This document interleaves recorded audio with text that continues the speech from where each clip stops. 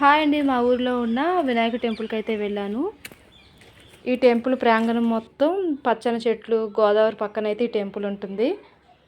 చాలా ప్రశాంతంగా ఉంటుందండి. ఇక్కడైతే ఉసిరి చెట్టు ఉంటుంది. కార్తీక మాసాల్లో ఇక్కడ పూజలు అయితే చేస్తారండి ఉసిరి చెట్టుకి.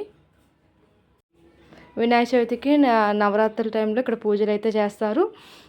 గుడి ప్రాంగణంలో పొట్టలు అయితే ఉంటాయండి.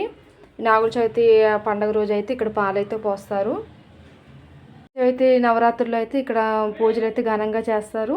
కార్తీక మాసంలో అయితే స్వామివారి కళ్యాణం కూడా చేస్తారండి. వినాయకుడికి గరిక అంటే చాలా ఇష్టం అండి. పురాణాల ప్రకారం అయితే ఒక కథ అయితే ఉంది గరిక గురించి. నేను ఎప్పుడు టెంపుల్కి వెళ్ళినా గరిక అయితే పట్టుకొని వెళ్తాను. స్వామివారికి గరిక అంటే ఎందుకు ఇష్టమో మీకైతే ఇప్పుడు చెప్తానండి. ఒకసారి అన్నలాసురు అనే ఒక రాక్షసుడు లోకానికి చాలా కష్టం కలిగించాడు. అప్పుడు వినాయకుడు అతన్ని మింగి లోకాన్ని రక్షించాడు.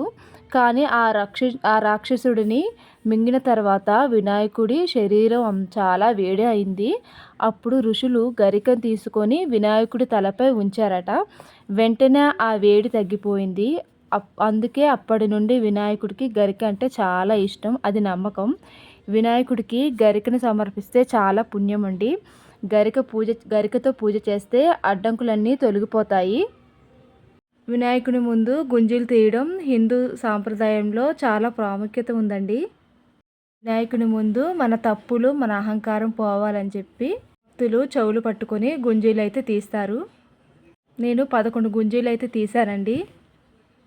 పురాణాల ప్రకారం గుంజీలకు కూడా ఒక కథ అయితే ఉంది. ఎంతమంది మా ఊరి టెంపుల్ గురించి తెలుసు, ఈ టెంపుల్కి ఎంతమంది అయితే వెళ్ళారో కామెంట్ బాక్స్లో కామెంట్ చేయండి. నా ఛానల్ని సబ్స్క్రైబ్ చేయండి. Thank you.